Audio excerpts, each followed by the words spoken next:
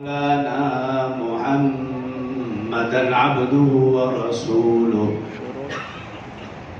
صلى الله تعالى عليه وعلى آله وأصحابه وأحبابه وأزواجه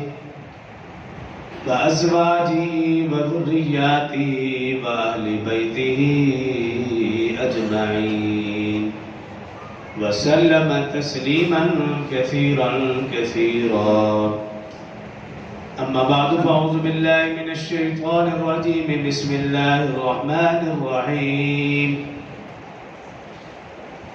يا أيها الناس اعبدوا ربكم الذي خلقكم والذين من قبلكم لعلكم تتقون قال الله تبارك وتعالى في مقام آخر يا أيها الذين آمنوا ادخلوا في السلم كافة ولا تتبعوا خطوات الشيطان إنه لكم عدو مبين قال الله تبارك وتعالى في مقام آخر يا أيها الذين آمنوا اتقوا الله حق تقاته ولا تموتن إلا وأنتم مسلمون قال الله تبارك وتعالى في مقام آخر يا أيها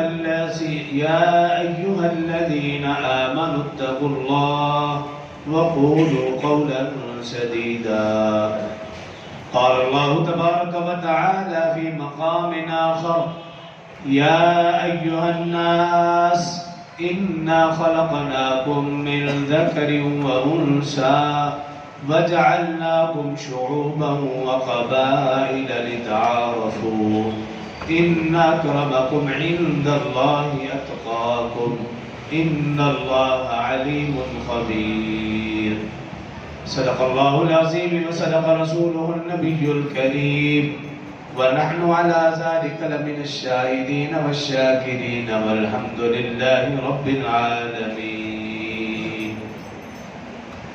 تمام احباب ایک مرتبہ باواز بلند نماز والا درود شریف پڑھ لیں.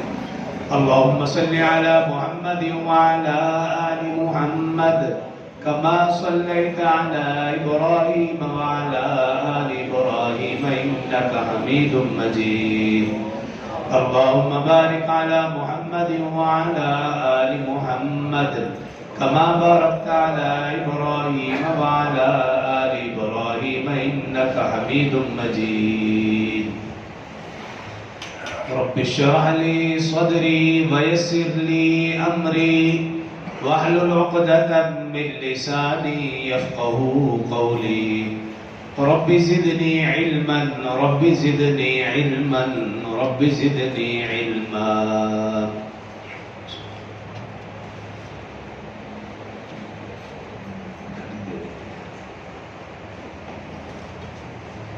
میرے انتہائی واجب الاحترام برادران اسلام، دوستوں، بزرگوں، بھائیوں، اللہ رب العزت کا کروڑا انعام و احسان ہے کہ اس نے ہمیں رمضان المبارک کے بعد عید الفطر جیسی خوشی نصیب فرمائی.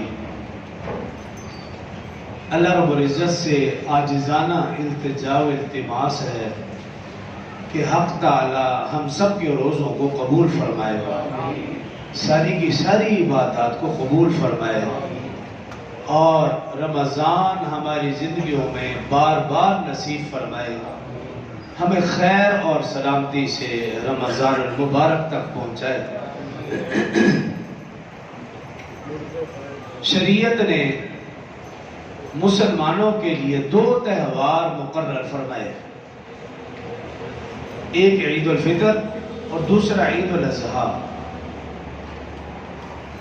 اور دنیا کے کسی بھی مذہب میں اس جیسی مثال نہیں ملتی جس طرح مسلمانوں کے ہاں ان تہوار کو منایا جاتا ہے.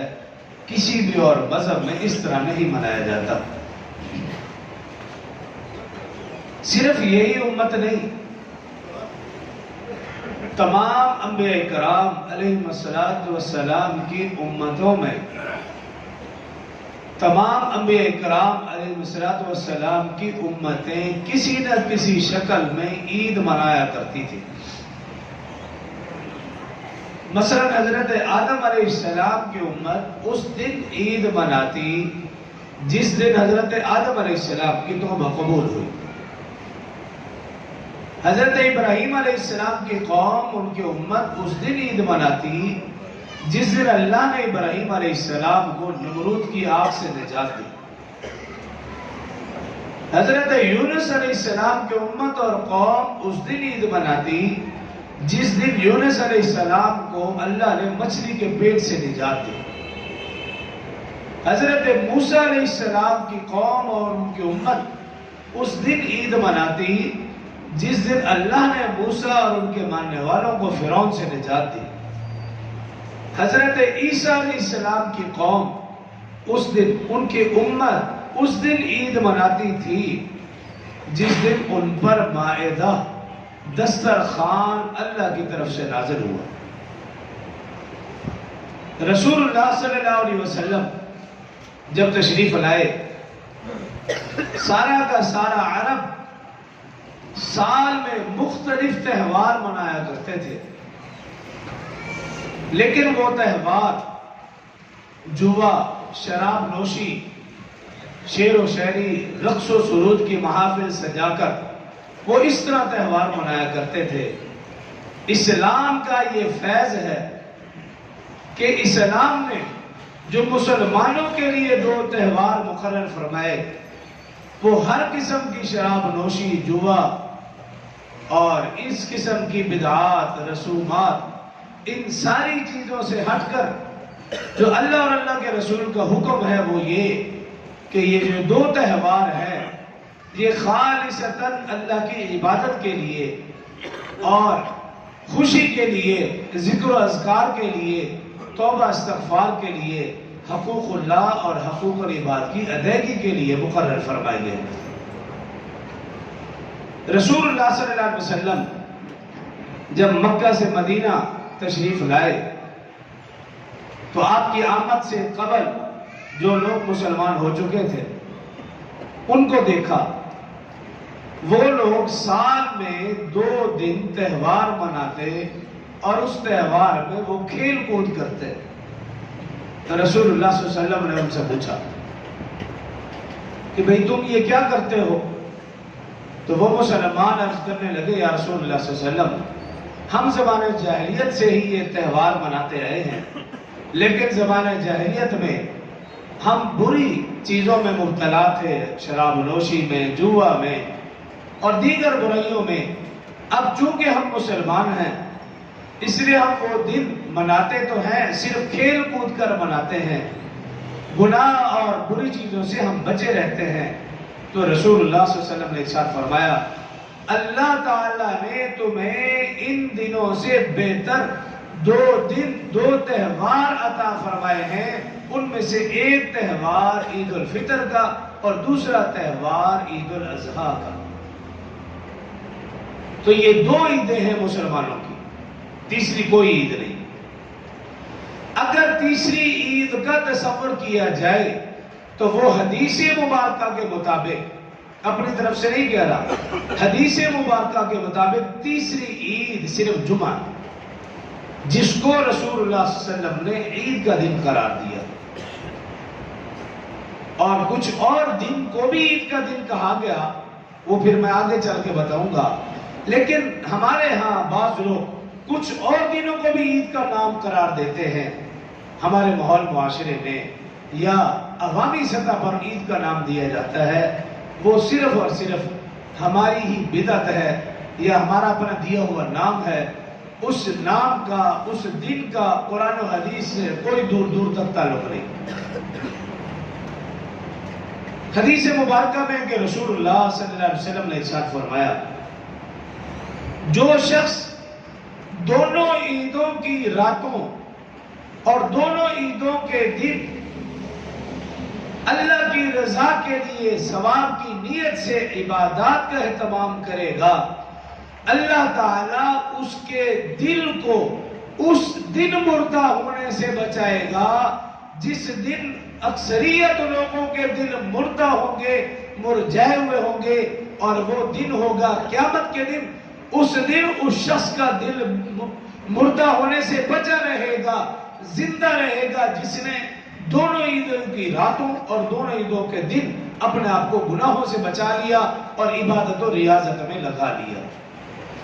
یہ ایسے دن عطا فرمائے۔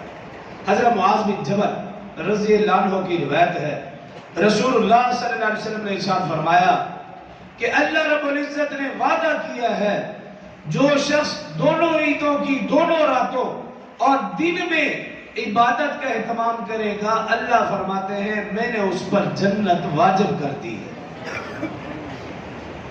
اتنے انعامات اللہ پاک نے رکھے، پورا رمضان کا مہینہ انعامات کا، رحمت کا، برکت کا، خیر کا، اور پھر عید کا دن آیا۔ اس دن بھی اللہ پاک اپنے محبوب کی امت کو اپنے محبوب صلی اللہ علیہ وسلم کے صدقے جا بجا گاہے بگاہے نواز رہے۔ لیکن ہم مسلمان ہیں کہ ہمارا دھیان کسی اور طرف ہے۔ ہم یہ دن جو عبادت کا دن ہے اس کو فضولیات میں، رسومات میں، بدعات میں، برائیوں میں، فحاشی اور ریانی میں، گانا بجانے اور سننے میں، اسی میں یہ پورا دن گزار دیتے ہیں۔ اور رسول اللہ صلی اللہ علیہ وسلم کی حدیث مبارکہ جب عید کا دن ہوتا ہے اللہ تعالیٰ اپنے بندوں کے متعلق اپنے فرشتوں سے پوچھتا ہے۔ اللہ سب کچھ جانتا ہے، وہ علیم بذات الصدور ہے، وہ دلوں کے بھید اور دلوں کے ارادوں سے بھی واقف ہے، لیکن فرشتوں کو بتانے کے لیے کہ میں اپنے بندوں کو کیسے اور کس طرح نوازتا ہوں، اور ہم تک یہ پیغام پہنچانے کے لیے اللہ تعالیٰ فرشتوں سے پوچھتا ہے اے میرے فرشتوں بتاؤ اس مزدور کا صلہ کیا ہے جس نے اپنی محنت کا پورا حق ادا کیا ہو۔ وہ فرشتے عرض کرتے ہیں باری تعالیٰ جس نے اپنی محنت کا پورا حق ادا کیا اس کی محنت کا صلہ یہ ہے کہ اسے پورا معاوضہ دیا جائے۔ اور اللہ تعالیٰ پھر فرشتوں سے فرماتا ہے اے فرشتوں تم گواہ ہو جاؤ، میں اعلان کرتا ہوں میرے وہ بندے جنہوں نے رمضان کے روزے رکھے، جنہوں نے تراویح میں قرآن کو سنایا، نوافل کا اہتمام کیا، اے فرشتوں تم گواہ ہو جاؤ اس کا ثواب میں نے صرف اپنی رضا اور ان کی بخشش اور مغفرت کو قرار دیا ہے۔ اس کا ثواب اللہ کی رضا اور مغفرت۔ اور پھر اللہ تعالیٰ فرشتوں سے فرماتا ہے اے فرشتوں جن لوگوں نے رمضان کے روزے رکھے اور نماز عید کے شوق میں، اگلی بات کو دھیان سے سننا، نماز عید کے شوق میں میری تعریف کرتے ہوئے عیدگاہ آئے، اللہ کی کبریائی بیان کرتے ہوئے عیدگاہ آئے، تکبیرات پڑھتے ہوئے عیدگاہ آئے، باتیں کرتے ہوئے نہیں، اپنی اور اپنے لباس کی تعریف کرتے ہوئے نہیں، اللہ کی عظمت اور کبریائی بیان کرتے ہوئے، تکبیرات پڑھتے ہوئے جو عیدگاہ کی طرف آئے، اللہ تعالیٰ فرشتوں سے فرما رہا ہے اور فخر سے فرما رہا ہے مجھے میری عزت اور میرے جاہ و جلال کی قسم میں اپنے بندوں کی خطاؤں سے درگزر کروں گا، میں ان کے گناہوں کو نیکیوں میں تبدیل کر دوں گا، میں ان کے عیبوں کو چھپاؤں گا اور میں ان کی دعاؤں کو ضرور قبول کروں گا۔ اتنا بڑا اجر رکھا ہے۔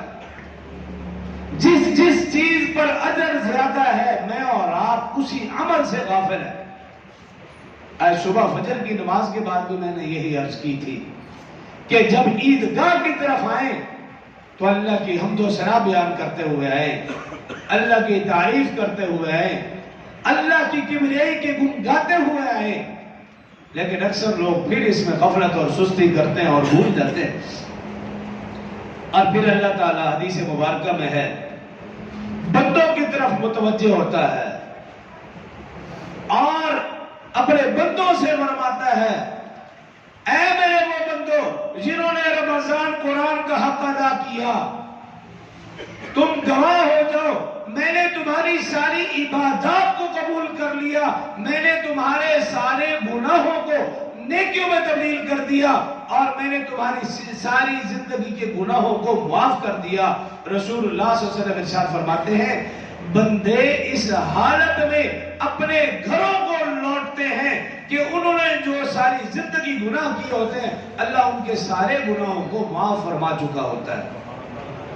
تو عید کا دن کوئی معمولی نہیں، اس لیے میں نے شروع میں عرض کیا کہ یہ دن جو ہمیں اللہ نے عطا فرمایا دنیا کے کسی اور مذہب میں نہیں، لیکن شرط یہ ہے کہ میں نے اور آپ نے اس دن کے تقاضوں کا خیال کیا ہو۔ اگر خدا نہ خواستہ دیگر مذہب اور دیگر ادیان کی طرح اس دن کو اگر میں نے اور آپ نے بھی فضولیات میں گزار دیا، خدا نہ خواستہ اس دن بھی ہم نے گناہ پہ گناہ کیے، صرف گناہ نہیں فرض نمازیں بھی چھوڑ دی، حقوق اللہ اور حقوق العباد کا خیال نہ کیا، تو پھر اس طرح کے کئی دن بھی گزرتے رہے تو فائدہ نہیں۔ رسول اللہ صلی اللہ علیہ وسلم، صحابہ کرام، اہل بیت اعظام، اولیاء کرام کی زندگیاں دیکھیے، انہوں نے ان دنوں کو کیسے گزارا۔ رسول اللہ صلی اللہ علیہ وسلم اس دن عبادت اور ریاضت کے ساتھ ساتھ سب سے زیادہ توجہ دیا کرتے تھے وہ غریب غربا فقراء مساکین اور یتیم بچوں پر توجہ دیا کرتے تھے اور ان کی دلجوئی فرمایا کرتے تھے۔ رسول اللہ صلی اللہ علیہ وسلم عیدگاہ کی طرف تشریف لے جا رہے ہیں، بہت کم وقت ہوتا ہے عید کا، لیکن راستے میں دیکھا کہ ایک یتیم بچہ رو رہا ہے۔ رسول اللہ صلی اللہ علیہ وسلم نے اسے دیکھا، گھر لائے اور آ کر اسے نہلایا دھلایا، صاف ستھرے کپڑے پہنانے کے بعد اس کے آنسوؤں کو پوچھا اور کہا کیا تو اس بات سے خوش نہیں کہ تیرا باپ محمد صلی اللہ علیہ وسلم ہو اور آج کے بعد تیری ماں عائشہ ہو؟ اس بات سے وہ بچہ کتنا خوش ہوا ہوگا کہ وہ ساری زندگی کے غم بھول گیا اور اسی فخر سے وہ خوشی سے اچھلنے اور کودنے لگا کہ آج کے بعد میری نسبت رسول اللہ صلی اللہ علیہ وسلم اور اما عائشہ صدیقہ رضی اللہ عنہا سے ہو گئی۔ تو ہم بھی جب عید کے بعد جائیں ایسے بچوں کو ڈھونڈیں، کہیں کوئی یتیم بچہ ملتا ہے، آپ سمجھتے ہیں کہ اس کے والدین میں سے کوئی وفات پا چکا ہے، اس کو سینے سے لگائیں اور اس کی پریشانی کو دور کریں، اس کو تحفے تحائف دیں۔ یہ تو بات کا مسئلہ ہے، اور اس سے پہلے تو یہ ہونا چاہیے اگر کسی شخص نے صدقہ فطر ادا نہیں کیا تو اس کو اس کا اہتمام کر لینا چاہیے تھا۔ عید سے پہلے صدقہ فطر ادا کرنے کا زیادہ اجر و ثواب ہے، چونکہ حدیث مبارکہ میں ہے کہ جب تک کوئی شخص صدقہ فطر ادا نہیں کرتا اس کے روزے، اس کی عبادات زمین و آسمان کے درمیان لٹکی رہتی ہیں۔ جب وہ صدقہ فطر ادا کرتا ہے اللہ اس کی ساری عبادات کو قبول فرما لیتا ہے۔ اور اگر خدا نخواستہ اب بھی کوئی شخص رہ گیا ہے تو ہمارے بالکل قریب ہمارا مدرسہ ہے، تدریس القرآن بالکل پاس ہے، اور اسی مسجد کا مدرسہ ہے، ہمارے اساتذہ کا مدرسہ ادارہ ہے، تو اس میں بھی مسافر طلبہ پڑھتے ہیں۔ اگر اب بھی کسی نے صدقہ فطر ادا نہیں کیا تو جیسے ہی عید کے بعد جائیں تو سب سے پہلے کوشش یہی کریں کہ مدرسے میں آپ صدقہ فطر ادا کرتے ہیں، اور اگر کوئی اور یتیم بچہ بیوہ آپ کی نظر میں ہے آپ اس تک اس کا حق پہنچا دیں۔ رسول اللہ صلی اللہ علیہ وسلم کی زندگی کا یہ طرز عمل، اور صحابہ کرام رضوان اللہ علیہ مجمعین ان کی زندگیاں دیکھیں، وہ بھی رسول اللہ صلی اللہ علیہ وسلم کے طریقے کے عین مطابق تھی۔ ایک صحابی کا واقعہ بیان کیا جائے تو وقت بیت جائے۔ سیدنا عمر فاروق رضی اللہ عنہ فرماتے ہیں کہ عید اصل اسے کہتے ہیں کہ جس دن انسان گناہوں سے بچ جائے اور اللہ کی حمد و ثنا، اللہ کی عظمت اور اللہ کی کبریائی بیان کرے۔ حضرت علی المرتضی شیر خدا فاتح خیبر فرماتے ہیں عید اس کی ہے جو گناہوں سے بچ گیا، حضرت انس رضی اللہ عنہ فرماتے ہیں رسول اللہ صلی اللہ علیہ وسلم نے ارشاد فرمایا مومن کے لیے 5 دن ایسے ہیں کہ اس دن اس کی عید ہوگی. اب یہ حدیث مبارکہ بھی سننے کے قابل ہے کہ 5 دن ایسے ہیں جس دن مومن کی صحیح معنوں میں عید ہوگی. فرماتے ہیں کہ سب سے پہلا دن وہ جس دن ایک مومن گناہوں سے بچ گیا وہ اس کے لیے عید کا دن ہے، وہ خوشی کا دن ہے. فرمایا دوسرا دن وہ اگر ایک مومن ایمان کی سلامتی سے دنیا سے رخصت ہو گیا وہ اس کے لیے عید اور خوشی کا دن ہے. فرمایا تیسرا دن وہ جس دن ایمان والا پل صراط سے کامیابی سے گزر گیا وہ اس کے لیے عید اور خوشی کا دن ہے. فرمایا چوتھی عید وہ چوتھا دن وہ جس دن وہ جنت میں داخل ہو گیا وہ سمجھ جائے یہی میرا عید کا دن ہے اور یہی میرے لیے خوشی کا دن ہے. اور فرمایا 5واں دن اور سب سے بڑا دن سب سے بڑی خوشی مسلمان کے لیے وہ ہے جس دن اسے اللہ کا دیدار نصیب ہوگا. یہ سب سے بڑی عید اور سب سے بڑی خوشی. تو میں نے اور آپ نے دیکھنا ہے آج کا دن ہم سے گناہ نہ ہو، خدا نہ خواستہ گناہ ہو گیا تو پھر آپ سمجھ لینا جو ہم نے پورا مہینہ عبادات کی ہے کہیں نہ کہیں کمی رہ گئی. اگر آج کے دن ہم گناہوں سے بچ گئے تو پھر یقین کر لینا پورے مہینے کی عبادات ہماری قبول ہے. اور خدا نہ خواستہ آج کے دن ہم نے غفلت میں، لاپرواہی میں، سستی میں، گناہوں میں گزار دیا تو پھر سمجھ لینا کہ کہیں نہ کہیں کوئی نہ کوئی غلطی ہم سے ہوئی ہے، کوتاہی ہوئی ہے. آج کا دن پورے مہینے کا فیصلہ کرے گا. اور آج کا دن اچھا گزر گیا تو پھر سمجھ لینا پورا مہینہ، پورا سال، بلکہ زندگی بھی ہماری درست ہو جائے گی. سارا کا سارا دار و مدار آج کے دن کے اوپر ہے کہ آج کا دن ہم اللہ رسول کے حکموں کے مطابق گزارتے ہیں یا من چاہی زندگی گزارتے ہیں. آج کا دن فیصلہ ہو جائے. اور اس کے ساتھ ساتھ رسول اللہ صلی اللہ علیہ وسلم نے فرمایا عید کے بعد جو شوال، آج یکم شوال المکرم ہے تو شوال کے 6 روزے ہیں، اس کا بھی ذکر کر دوں. شوال کے 6 روزے.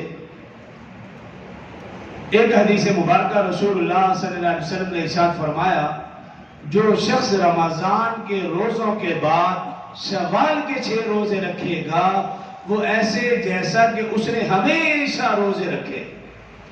عبداللہ بن عمر رضی اللہ عنہ کی روایت ہے رسول اللہ صلی اللہ علیہ وسلم نے ارشاد فرمایا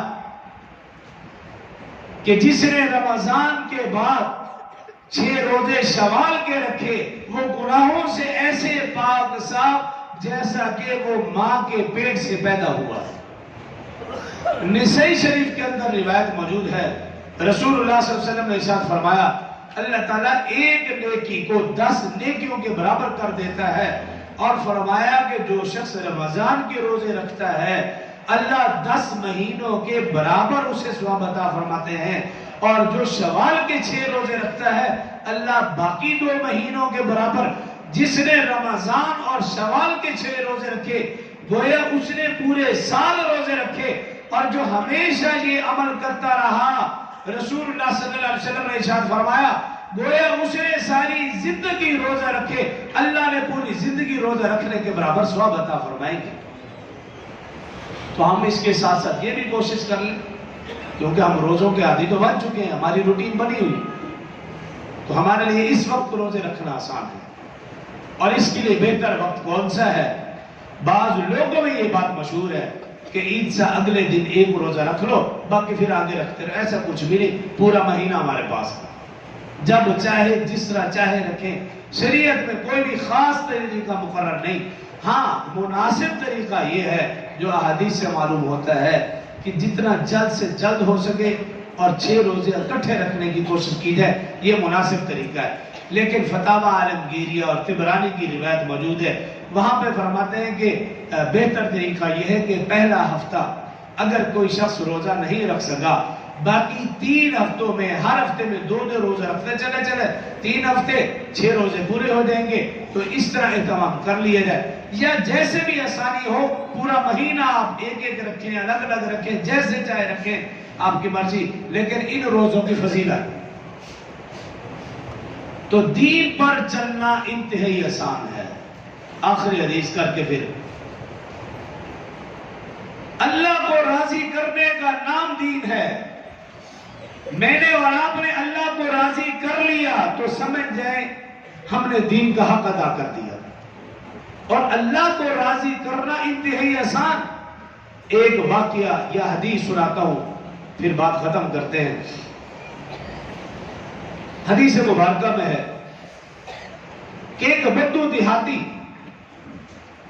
وہ دیہات سے چلا، اس نے سنا کہ ایک شخص نے نبوت کا دعویٰ کر رکھا ہے، مدینہ میں کوئی ہے، مکہ سے آیا ہے. اس نے اپنے دیہات میں رسول اللہ صلی اللہ علیہ وسلم کا تذکرہ سنا، اونٹ پر سوار ہوا، مدینہ کی طرف چل دیا. وہاں کے لوگوں سے پوچھا آپ صلی اللہ علیہ وسلم کے متعلق. لوگوں نے مسجد نبوی کا پتہ بتایا. اب مسجد نبوی کے آگے سامنے کھڑا ہے، اونٹ پر سوار ہے، اور وہیں سے نظر پڑی مسجد نبوی کے اندر کہ ایک نورانی چمکتا دمکتا چہرے والا شخص بیٹھا ہے. اس کے ذہن اور دل و دماغ نے گواہی دی کہ یہ چہرہ کسی عام بندے کا نہیں ہے. اور کہنے لگا وہیں بیٹھے بیٹھے کہ یہ میرا ذہن کہتا ہے یہ نبی ہو سکتا ہے. اور پھر کہنے لگا کہ میرا دل و دماغ کہتا ہے یہ چہرہ کسی جھوٹے نبی کا نہیں ہو سکتا. کیوں؟ جو جھوٹا نبی ہوگا اس کا چہرہ عام لوگوں سے بھی بدتر ہوگا، وہ ایک آنکھ سے کانا ہوگا. جیسے کہ مرزا غلام احمد قادیانی سچا نبی ہو، اس کا جسم، اس کا ظاہر و باطن ہر قسم کے عیب سے پاک ہوتا ہے.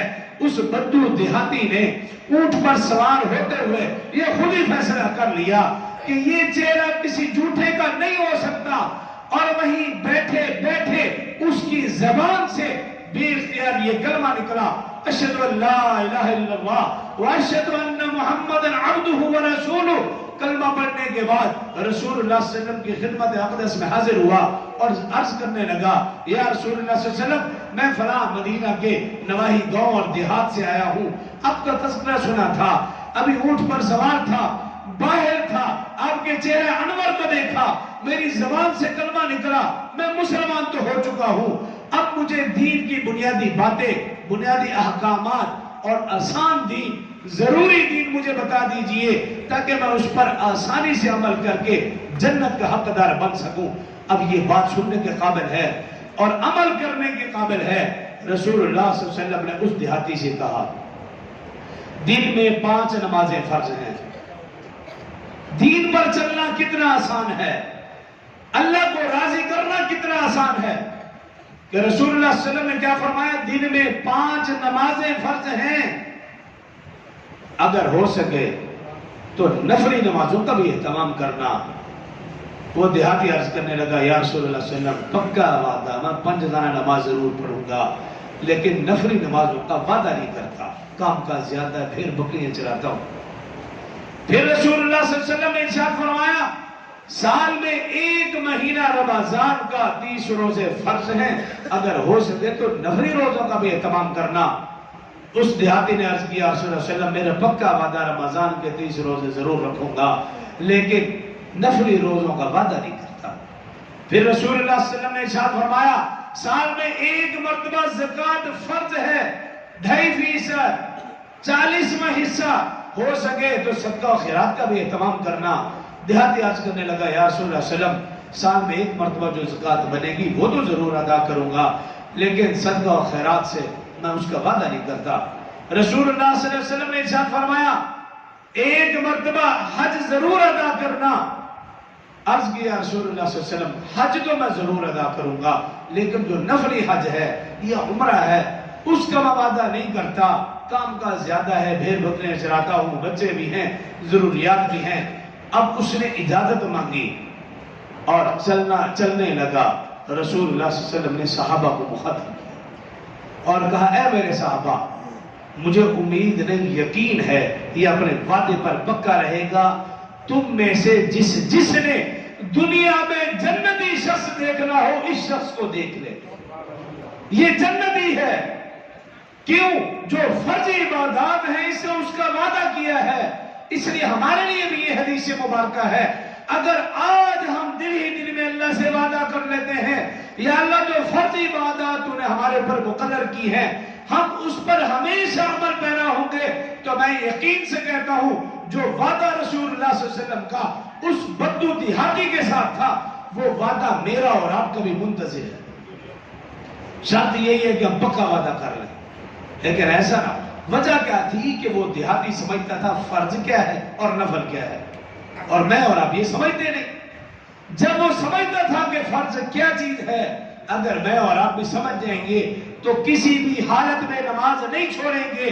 وہ سمجھتا تھا کہ نماز فرض ہے پنجگانہ، تو اگر ہم سمجھ جائیں گے کہ نماز پنجگانہ فرض ہے ہم کسی بھی حالت میں نہیں چھوڑیں گے، کیونکہ یہ نماز معافی نہیں۔ ہاں رعایت ضرور ہے، کھڑے ہو کر نہیں، بیٹھ کر پڑھو، بیٹھ کر نہیں، لیٹ کر پڑھو، اشارہ سے پڑھو، پڑھو سے اس کی معافی نہیں۔ لیکن اگر خدا نہ خواستہ میں نے اور آپ نے عید کے دن بھی پنجگانہ نماز جماعت کا اہتمام نہ کیا تو پھر سمجھ لینا کہ یہ عید ہمارے لیے نہیں۔ تو محترم سامعین، حقیقی عید اس کی نہیں جس نے صرف سوٹ پہن لیا، حقیقی عید اس کی ہے جس نے اپنے ظاہر کے ساتھ ساتھ باطن کو بھی سنوارا۔ حقیقی عید اس کی نہیں جس نے اپنے جسم اور لباس پر خوشبو لگا لی، حقیقی عید اس کی ہے جس نے خوشبو لگانے کے ساتھ ساتھ اپنے اخلاق کو بھی سنوارا، اپنی زبان کو بھی سنوارا، ہاتھ کو، اپنی آنکھوں کو بھی سنوارا کہ ہر دیکھنے والا کہتا ہے یہ صحیح معنوں میں مسلمان ہے۔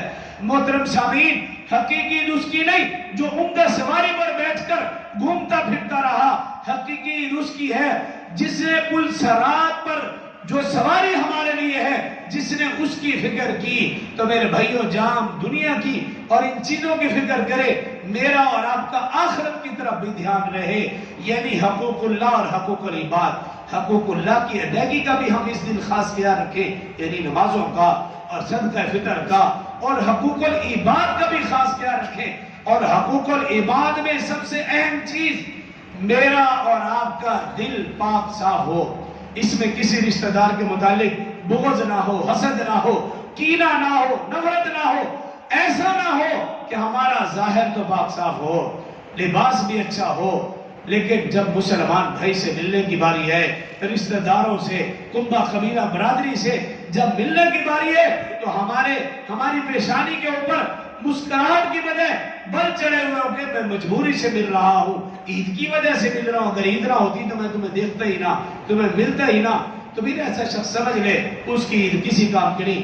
اپنے ظاہر کو بھی پاک صاف کر کے، اپنے باطن کو بھی پاک صاف کر کے اللہ کے گھر سے اٹھے، جب یہاں سے آپ جائیں اور رشتہ دار، کنبہ قبیلہ برادری، جو بہن بھائی آپ سے ناراض ہیں، جو رشتہ دار، کنبہ قبیلہ برادری والے آپ ناراض ہیں، خالصتاً اللہ کی رضا کے لیے، رسول اللہ صلی اللہ علیہ وسلم کی محبت میں آپ پہل کرتے ہوئے ان کے گھروں میں جائیں اور ان سے ملیں، ان کو تحفے تحائف دیں، تو پھر دیکھیے عید کا صحیح معنوں میں آپ کو فائدہ ہوگا۔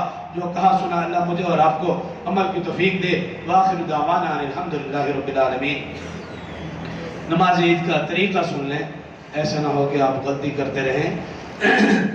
سب سے پہلے تو نیت ہے، آپ دل میں ہی ارادہ کر لیں گے تو وہی کافی ہے کہ نماز عید الفطر واجب 6 تکبیریں۔ پہلی رکعت میں جب اللہ اکبر کر کے ہاتھ باندھ لیں گے، ثنا پڑھیں گے، اور ثنا پڑھنے کے بعد پھر آپ جو 3 تکبیریں ہیں ان میں سے پہلی تکبیر اللہ اکبر، دوسری اللہ اکبر، تیسری تکبیر اللہ اکبر، پھر ہاتھ باندھ لیں گے، سورہ فاتح پڑھی جائے گی، ساتھ کوئی اور سورت۔ پہلی رکعت مکمل کرنے کے بعد جب دوسری رکعت میں کھڑے ہوں گے تو پہلے سورہ فاتحہ، پھر سورت، اور اس کے بعد جب تلاوت مکمل ہوگی پھر 3 تکبیریں ہوں گی، یعنی پہلی تکبیر کہہ کے اللہ اکبر ہاتھ چھوڑ دیں گے، دوسری تکبیر ہاتھ چھوڑ دیں گے، تیسری تکبیر ہاتھ، چوتھی تکبیر کہتے ہوئے پھر رکوع میں چلے جائیں گے، اور اس کے بعد خطبہ ہوگا، خطبے کے بعد دعا ہوگی، پھر اس کے بعد تمام اب آپ جائیں، خطبہ سننے سے پہلے کوئی نہیں۔